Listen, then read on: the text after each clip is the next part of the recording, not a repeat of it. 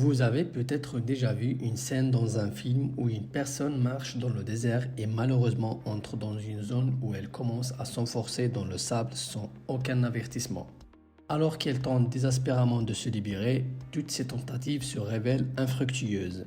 La scène se termine par sa disparition complète sous le sable et sa main reste levée jusqu'au dernier moment. Ce scénario se produit lorsque la personne est ordinaire et non le héros du film. En revanche, si le personnage qui se noie est le héros du film, le scénario prend une tournure complètement différente. Soudain, une corde apparaît mystérieusement de son dos sans qu'on comprenne d'où qu'elle vient et la lance rapidement vers une branche d'arbre. La corde réussit à s'accrocher à la branche la plus solide et le héros parvient à se tirer du sable en toute sécurité, terminant ainsi les événements du film en épousant les ruines. En réalité, je ne souhaite pas vous surprendre, mais l'histoire des sables mouvants telle qu'elle est souvent représentée dans les films n'existe que dans la fiction. Dans la réalité, la situation est très différente. Tout d'abord, les sables mouvants ne se trouvent pas principalement dans le désert. Ils sont en fait plus répandus près des lacs, des marécages et des étangs. Deuxièmement, et c'est le plus important, personne ne se noie dans les sables mouvants, car leur profondeur se mesure en centimètres et est bien inférieure à la taille d'un être humain normal. Bienvenue, je suis Zach et dans cet épisode de Questions inattendues, nous répondrons à la question suivante. Qu'est-ce que les sables mouvants et comment avalent-ils les objets? Avant de commencer, si vous êtes nouveau sur la chaîne, n'oubliez pas de vous abonner et d'activer la cloche pour recevoir toutes nos nouvelles vidéos. Beaucoup de personnes croient à tort que les sables mouvants sont une grande quantité de grains de sable légers se trouvant à des profondeurs considérables, comme si c'était un mer ou un lac où l'eau aurait été remplacée par du sable.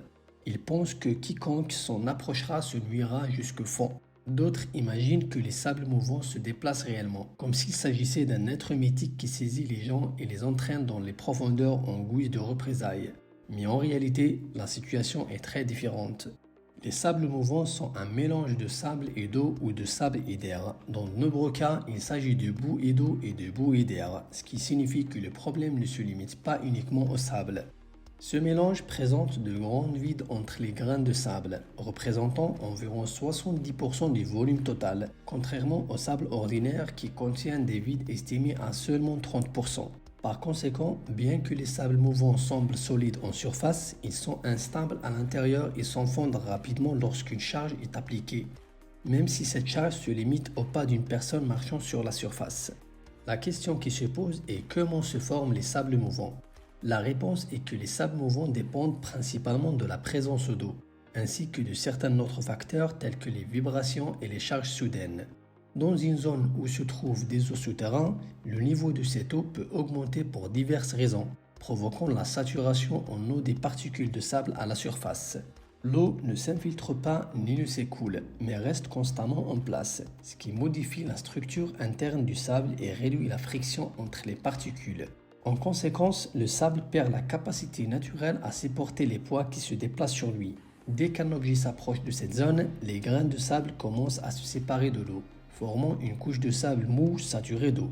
Cette couche est ce qui saisit tout ce qui s'en approche et le fait s'enfoncer et se coller complètement.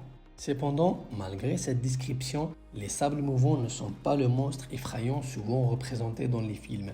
En réalité, la profondeur des sables mouvants dans la nature ne dépasse pas 60 cm en moyenne.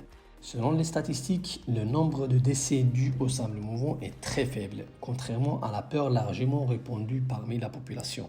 D'un autre côté, les sables mouvants ne sont pas entièrement inoffensifs, car ils peuvent présenter un danger pour quiconque entre en contact avec eux. Même si vous ne vous noyez pas dans le sable mouvant, vous êtes toujours en danger. Vos pieds peuvent être piégés dans une couche de sable mou saturée d'eau, et il sera extrêmement difficile de les retirer de ce mélange. Pour vous donner une idée de la force nécessaire pour sortir un pied des sables mouvants, il est estimé qu'il faut une force équivalente à 100 000 newtons. Pour mettre ce chiffre en perspective, il vous serait plus facile de soulever une voiture de taille moyenne que de retirer votre pied des sables mouvants. Cela signifie que le véritable danger des sables mouvants ne réside pas dans la noyade, comme certains le pensent, mais dans le fait de rester coincé. Il est très difficile de sortir les pieds du sable, et vous pourriez avoir besoin de l'aide d'autres personnes pour vous libérer de cette situation délicate. De plus, les tentatives désordonnées pour sortir de la zone de sable mouvant ne feront qu'enfoncer davantage vos pieds dans le sable mou. Et d'autres termes, les tentatives de sauvetage mal coordonnées peuvent aggraver le problème au lieu de le résoudre. Ici, une question importante se pose.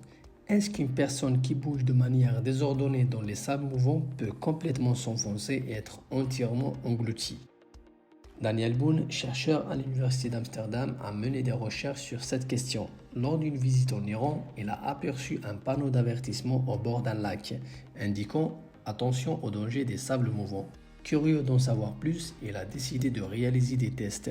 Il a prélevé un échantillon du sol et en retourné à son laboratoire pour analyser les proportions d'argile, de sable, d'eau et de sel présentes dans le sol.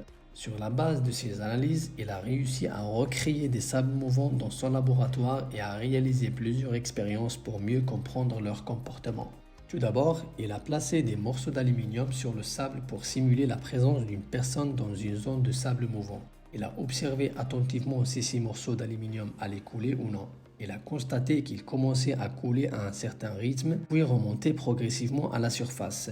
En répétant l'expérience avec différents matériaux, il a découvert que les objets placés dans les sables mouvants ne s'enfoncent pas complètement, mais atteignent au maximum le milieu de la masse de sable, à condition que leur densité soit inférieure à celle du sable. La bonne nouvelle est que la densité du corps humain, estimée à environ 1 g par millimètre cube, est inférieure à celle du sable mouvant qui est environ 2 g par millimètre cube.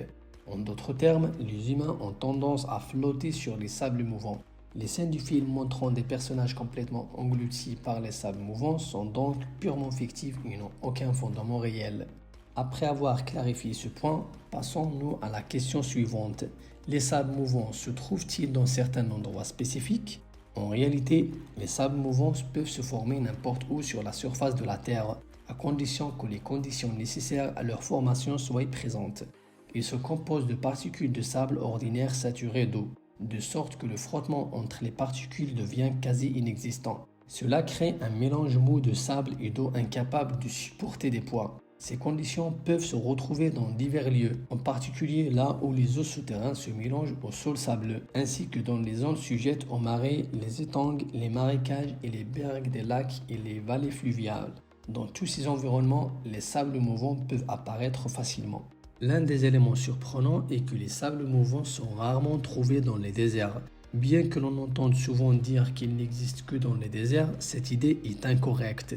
Les films ont contribué à cette association en présentant systématiquement les sables mouvants comme étant présents uniquement dans des zones désertiques. Cependant, la formation des sables mouvants est principalement liée à la présence d'eau, ce qui rend leur apparition dans le désert peu probable, car les déserts manquent généralement d'eau. De plus, même lorsque de l'eau souterraine est présente, elle se trouve à des profondeurs très importantes sous la surface.